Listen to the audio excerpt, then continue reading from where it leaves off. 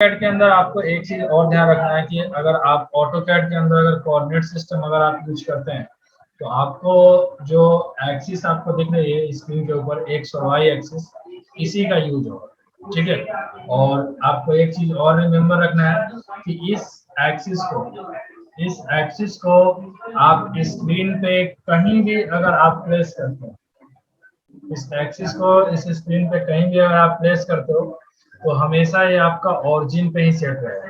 यानी कि आप इस यूसीएस को आप इस वर्क स्पेस पे कहीं भी, क्योंकि आपका इनफाइनाइट वर्क स्पेस है, तो आप कहीं भी इसको अगर प्लेस कर देंगे तो वो आपका हमेशा ओरिजिन पे ही रहेगा, यानी कि ओरिजिन की तरह बिहेव करेगा, 0,0 ही आपका शो होगा, ठीक है।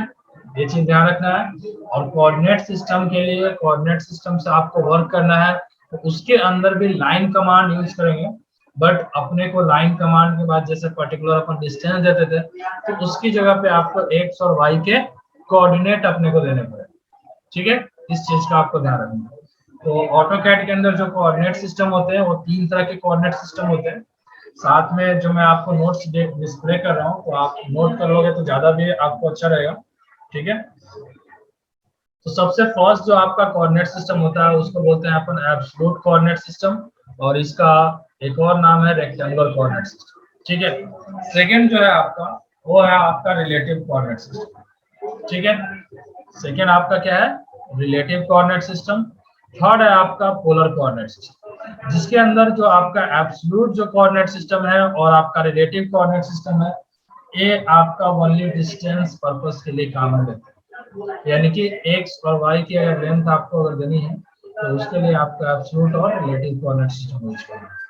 और जो आपका पोलर कोऑर्डिनेट सिस्टम है वो आपका यूज कब करना है, जब आपको पर्टिकुलर किसी भी लाइन को एंगल पे बनाना हो, यानी कि लेंथ भी गिवन है और एंगल भी गिवन है, तो उस केस में आपको यूज करना है पोलर कोऑर्डिनेट सिस्टम। तो सबसे पहले स्टार्ट करते हैं एब्सोल्यूट से, ठीक है। एब्सोल्यूट का आपको सिंबल यूज करना है x, y, ठीक है। यानी कि सिंबल आपको क्या रखना है x, y।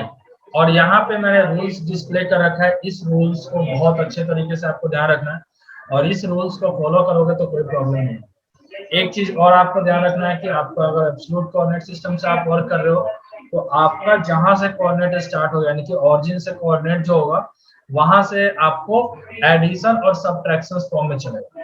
और अगर एब्सोल्यूट से काम करना है, अगर आपको नेक्स्ट कोऑर्डिनेट अगर फाइंड करना है एब्सोल्यूट की हेल्प से तो आपको लास्ट कोऑर्डिनेट के बारे में आपको पता होना चाहिए, ठीक है।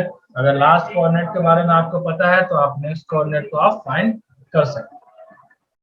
यहाँ पे फर्स्ट रूल कहता है कि if we are working in the X direction, यानी कि अगर अपन एक्स डायरेक्शन के अंदर अगर अपन मूवमेंट कर रहे हैं तो उस डायरेक्शन में आपको क्या करना है, वैल्यू को ऐड करना है, ठीक है। और अगर आप पीछे की तरफ आ रहे हो एक्स डायरेक्शन में तो वैल्यू को आपको सब्ट्रैक्ट करना है, ऐसे ध्यान रखना है। और वाई डायरेक्शन जो होगा वो आपका क्या होगा, कांस्टेंट होगा, ठीक है। Y direction will be constant. Constant का मतलब जो आपका वैल्यू दिया हुआ है वही रहेगा, उसमें कोई चेंज आपका नहीं है, ठीक है। आपका सेकेंड रूल कहता है कि अगर अपन वाई डायरेक्शन की तरह अपन मूव कर रहे हैं, ठीक है, तो उसके अंदर वैल्यू ऐड करेंगे और उस केस में आपका एक्स डायरेक्शन कांस्टेंट रहेगा। तो रूल नंबर फर्स्ट समझ, ठीक है।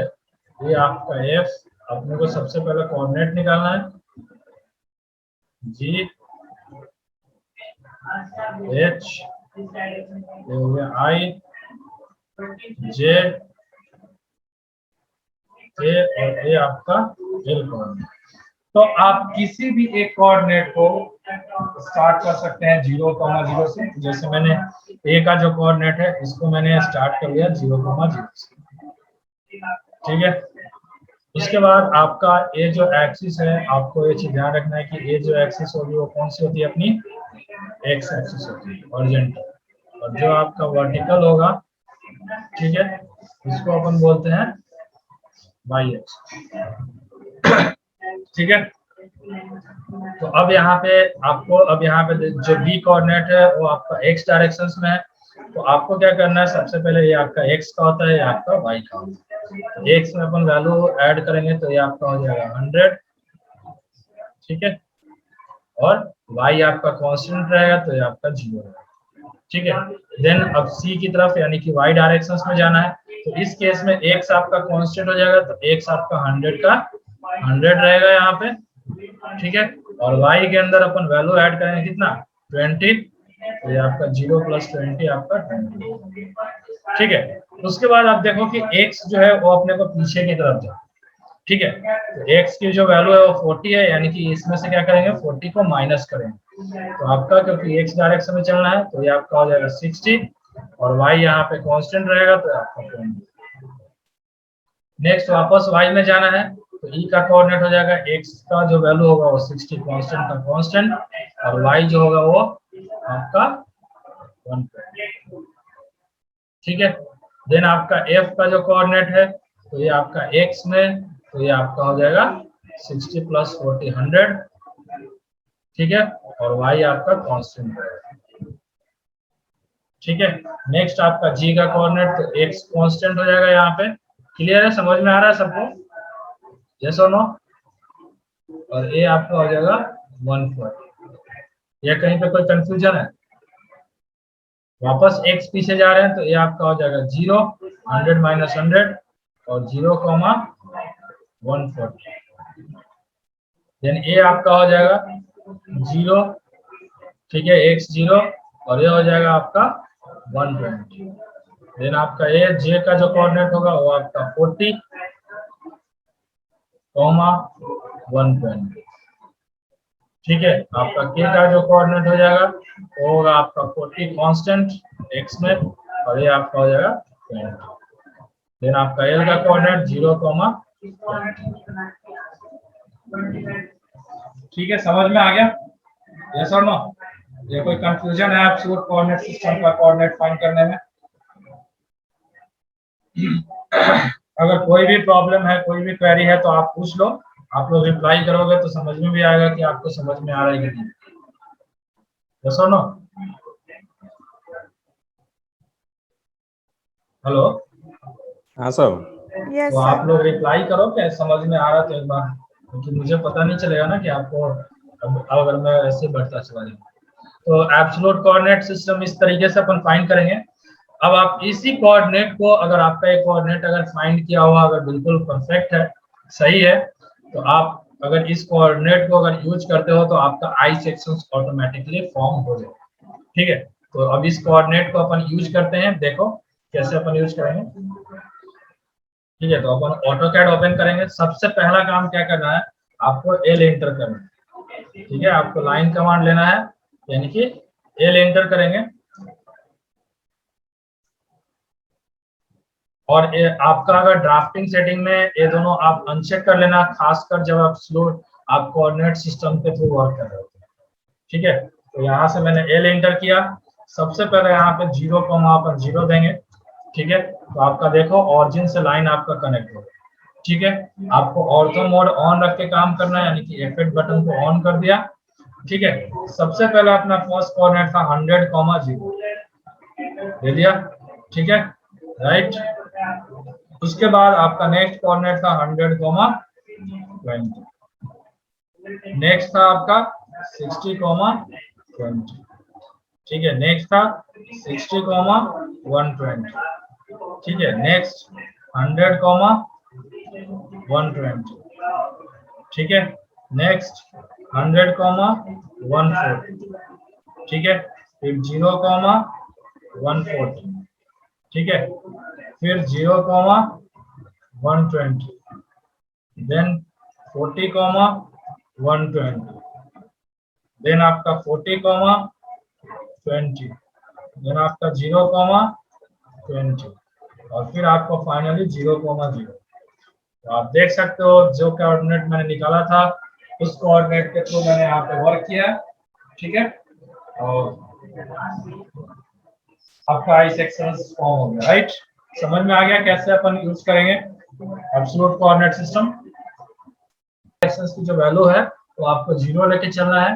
सेम अगर y डायरेक्शंस में अगर आप मूव कर रहे हो तो उस केस में आपका x डायरेक्शन 0 है।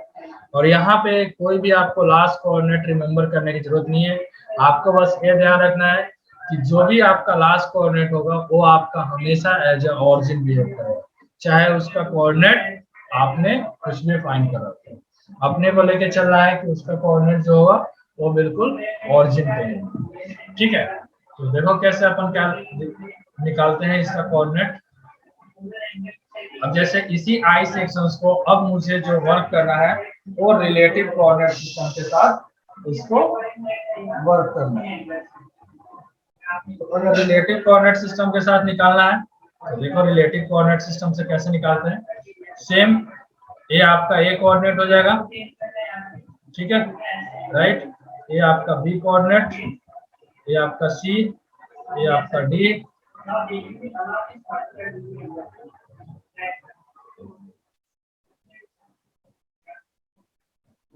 ये आपका सी कोऑर्डिनेट, ये आपका डी, ये आपका ई कोऑर्डिनेट, एफ, जी, एच, आई, जे, के, ठीक है। तो सेम आपका ये जो होगा 0,0, ठीक है। बी का कोऑर्डिनेट निकालने के लिए सबसे पहले एट द रेट आपको यूज करना है, देन 100, ठीक है, और फिर आपको 0, राइट। फिर आपको सी का कोऑर्डिनेट पे जाना है तो अगेन आपको एट द रेट यूज करना है। आपको जिस डायरेक्शंस में जाना है वाई डायरेक्शन में, तो एक्स आपका 0 हो जाएगा और वाई की वैल्यू आपकी 20 होगी, ठीक है। फिर आपका डी जैसे ये आपको पीछे की तरफ आ रहा है तो आपको एट द रेट यूज करना है। इस केस में आपको माइनस का साइन लगाना है, -40 और -0, ठीक है। फिर आपका ई का जो कोऑर्डिनेट होगा ये आपका एट द रेट आपको यूज करना है, ठीक है, और 0, लास्ट कोऑर्डिनेट से कोई मतलब नहीं है, आपको बस और जिस डायरेक्शन में चल रहे हो उस डायरेक्शन का वैल्यू रखना और अनदर जो एक्सिस होगा वो आपका 0 है। नेक्स्ट है आपका एट द रेट 40,0, ठीक है। फिर आपका एट द रेट 0,20, ठीक है। अब वापस से एक्स पीछे जा रहा है यानी कि ए आपका होगा एट द रेट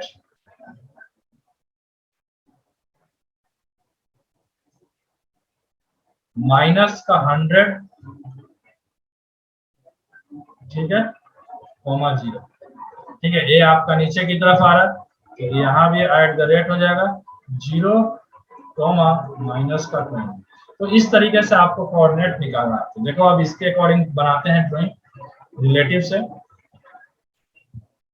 ऑटोकैड के अंदर। सेम आपको यहाँ भी एल इंटर आपको करना है। सबसे पहले 0,0 सेट करना है, ऑर्थो कमांड ऑन होना चाहिए।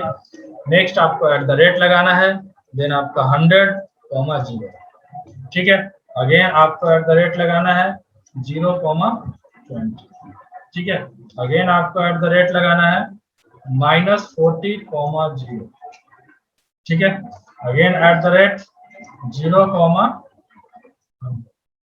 ठीक है। अगेन एट द रेट 40,0, ठीक है। अगेन एट द रेट 0,20, ठीक है। अगेन एट द रेट -100,0, ठीक है। अगेन एट द रेट 0, -20, ठीक है। अगेन एट द रेट आपको लेना है 40,0, फिर एट द रेट 0, -100, ठीक है, एट द रेट -40,0 और फिर आपका 0, दोनों कोऑर्डिनेट सिस्टम समझ में आ गया या कोई कंफ्यूजन है किसी को? एब्सोल्यूट और रिलेटिव सुनो।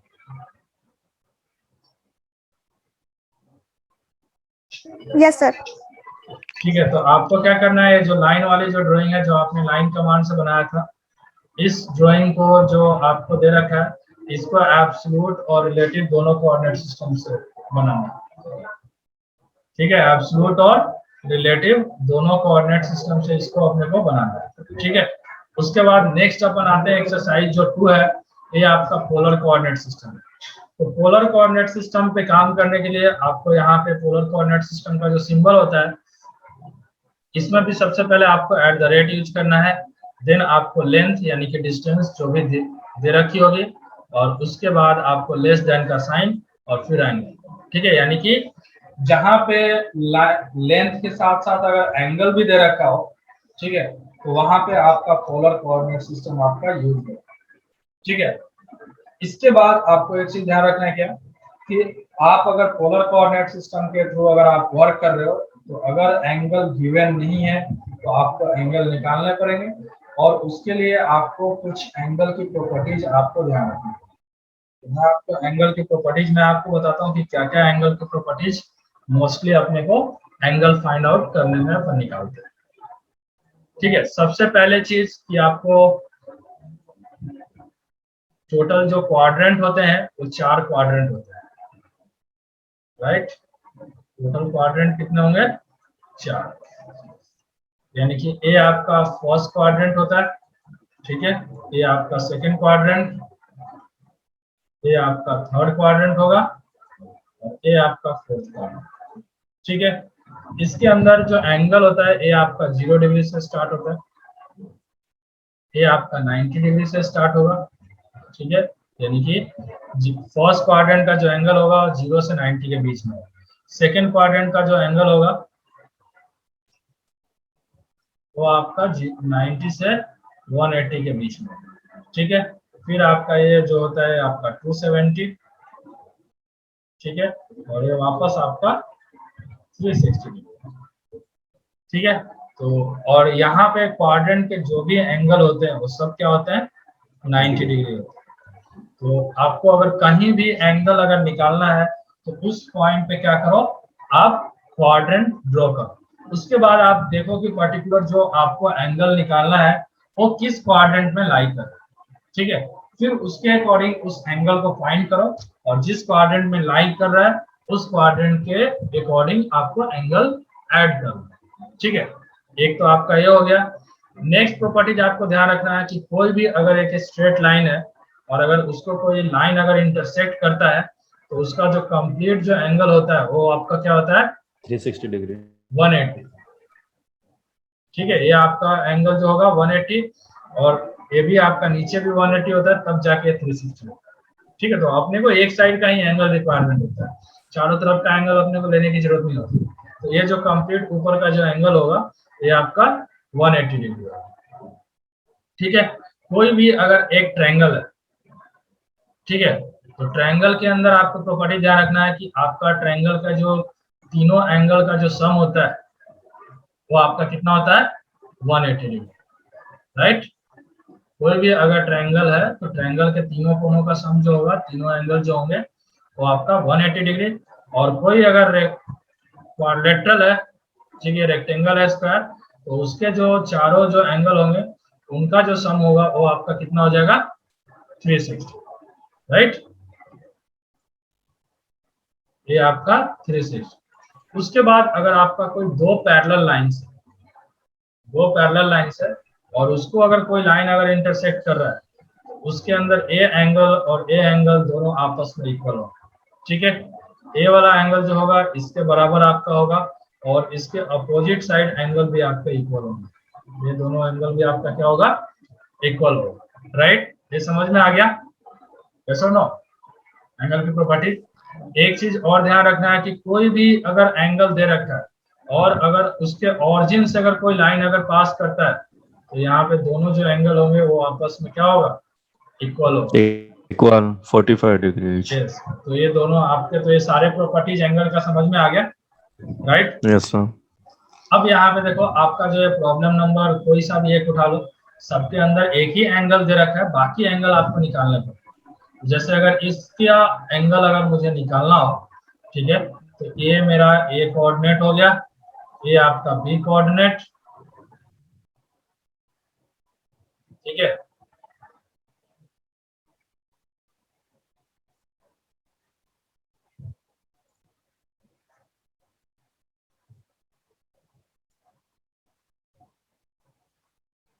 ए कोऑर्डिनेट, ये आपका बी कोऑर्डिनेट, ये आपका सी कोऑर्डिनेट, और ये आपका डी कोऑर्डिनेट। तो यहाँ पे ए का तो एंगल दे रखा है, राइट, 45 डिग्री। यहाँ पे ये 90 डिग्री दे रखा है, यानी कि ये जितने भी एंगल है सब क्या है 90 डिग्री है, राइट। ओके, अब मुझे इस बी पे फाइंड करना है, तो यहाँ पे क्या करेंगे, सिंपल एक आपको क्वाड्रेंट बनाना है इस तरीके से, राइट। तो अब ये देख रहे हो अपने को जो एंगल चाहिए वो ए वाला निकालना है, क्योंकि ये लाइन अगर ड्रॉ करनी है तो मुझे ये बाहर वाला एंगल निकालना है, ठीक है। तो इस एंगल को निकालने के लिए आप ये देख रहे हो कि ये आपका फर्स्ट क्वाड्रेंट होता है, तो ये आपका किस क्वाड्रेंट में लाई कर रहा है, सेकंड क्वाड्रेंट में, राइट। और सेकंड क्वाड्रेंट कहाँ से स्टार्ट होता है 90 डिग्री से, यानी कि ये जो एंगल आपका जो भी कैलकुलेट होगा वो क्या होगा 90 डिग्री से ज्यादा होगा। सिंपल सी ऐसी समझ में आ रही है, यस और नो? ये चीज क्लियर है कि ये जो एंगल आपका निकलेगा वो क्या होगा 90 से ज्यादा ही होगा, ऑब्ट्यूज एंगल। हाँ। तो अब यहाँ पे 90 से ज्यादा होगा तो ए वाला एंगल पहले तो फाइंड करना होगा ना, तभी तो अपने को उसमें से 90 डिग्री आपको क्या करना होगा प्लस करना होगा, यानी कि जो बी का एंगल होगा वो क्या हो जाएगा, इसको अगर मैं एक्स मान लेता हूँ तो ये आपका क्या हो जाएगा 90 degree plus x. Plus x. तो अब मुझे इस एक्स को फाइंड करना है, राइट। तो इस एक्स को फाइंड करने के लिए कैसे क्या करेंगे, तो आप देख रहे हो कि ये जो एंगल है एक कंप्लीट आपका 90 डिग्री, राइट। और यहाँ से ऑरिजिन से ही मैं यहाँ पे पास कर रहा हूँ, तो ए एंगल और ए एंगल क्या हो जाएगा इक्वल हो जाएगा, यानी कि ए वाला एंगल अपने को रिक्वायरमेंट है तो ये कितना है 45 निकल गया, 45, राइट। अब ये आपका लाई कर रहा है पूरा का पूरा सेकंड क्वाड्रेंट में, तो अपने को ये भी चीज पता है कि ये टोटल एंगल कितना होता है 90 डिग्री, राइट। तो अपने को ए वाला एंगल तो पता है, निकालना कौन सा ए वाला, तो ये टोटल आपका 90 डिग्री है, तो 90 डिग्री माइनस 45, ए वाला एंगल में कितना निकल जाएगा 45 डिग्री, 45, यानी कि 90 प्लस क्या हो जाएगा 45, यानी कि टोटल जो 135। एंगल आएगा 135, ये आपका बी का निकल गया। सेम सी पे निकालना है, तो सी पे भी सेम आपको इस तरीके से एक हॉरिजॉन्टल यानी कि इस तरह से क्वाड्रेंट अपने को बनाना है। तो अब अपने को जो एंगल चाहिए वो ये वाला निकालना है, राइट। सेम यहाँ पे भी देखो ये आपका ऑरिजिन से डिवाइड कर रहा है, तो ये एंगल और ये एंगल आपका इक्वल हो जाएगा, यानी कि ये 45 डिग्री हो जाएगी, राइट। और ये भी आपका जो लाई कर रहा है वो कौन से थर्ड क्वाड्रेंट के अंदर लाई कर रहा है, क्योंकि ये आपका फर्स्ट होता है, सेकंड होता है और ये आपका थर्ड होता है, राइट। तो ये आपका जो भी एंगल आएगा वो आपका 180 डिग्री से ज्यादा है, तो ये भी आपका निकल के आ गया यहाँ पे कितना 45 डिग्री। तो टोटल एंगल आपका सी का कितना हो गया 180 प्लस 45, 225, यानी कि 225। तो समझ में आ गया किस तरीके से अपन एंगल निकालेंगे। आपको कहीं भी एंगल निकालना हो सबसे पहले आप क्वाड्रेंट वहां पे ड्रॉ करो, उसके बाद आप देखो कि वहां पे किस क्वाड्रेंट के अंदर वो लाई कर रहा है, और उसके बाद आपको जो भी एंगल की प्रॉपर्टीज आपको पता है तो आपको उस एंगल को फाइंड आउट करने के लिए आप कौन सा प्रॉपर्टी आप यूज करोगे। ठीक है, समझ में आ रहा है? ओके, तो अब देखो अब ये हमने एंगल निकाल लिया कि ए का एंगल तो 45 गिवन है, बी का हमने निकाल लिया 135 और आपका सी का जो है वो आपका 225। ठीक है, सेम ऐसे ही आप डी पे भी आप निकालना चाहो तो इस तरीके से आप क्वाड्रेंट ड्रॉ करोगे। ये आपका जो लाई कर रहा है वो आपका फोर्थ क्वाड्रेंट में है, तो इसका एंगल आप निकाल सकते हैं। ठीक है, देखो अब इसको ड्रॉ कैसे करेंगे। तो सबसे पहले आप क्या करना है, आपको लाइन कमांड लेना है। ठीक है, लाइन कमांड लेने के बाद आप क्लिक कर दो जहां से भी आपको स्टार्ट करना है, फिर उसके बाद आपको @ लगाना है। अब यहाँ पे देखो लाइन का जो लेंथ है वो कितना है, ये 100 है, ये भी 100 है, तो ये आपका 100 हो जाएगा, ये भी 100 हो जाएगा, और एंगल दे रखा है 45। तो यहाँ पे लेंथ जो है वो आपको 100 देना है, लेस देन का साइन आपको यूज करना है, और एंगल देंगे 45। तो ये आप देखो आपका लाइन जो है 100 लेंथ के साथ 45 डिग्री एंगल पे होगा। उसके बाद अगेन आपको @ लेना है, लेंथ अगेन आपका 100 हो जाएगा, शिफ्ट के साथ आप लोगे तो आपका लेस देन का साइन आ जाएगा, और इस बार एंगल अपने को देना है 135। ठीक है, नेक्स्ट अगेन @ लेंथ आपका अगेन 100, लेस देन का साइन, और एंगल जो कितना था 225, राइट। और इसका एंगल पता है तो निकाल के यहाँ पे ऑटोमेटिक आप निकालोगे तो मीट कर जाएगा, और नहीं तो आप डायरेक्टली मीट करा सकते हैं। ठीक है, समझ में आया? तो ये आपके जितने भी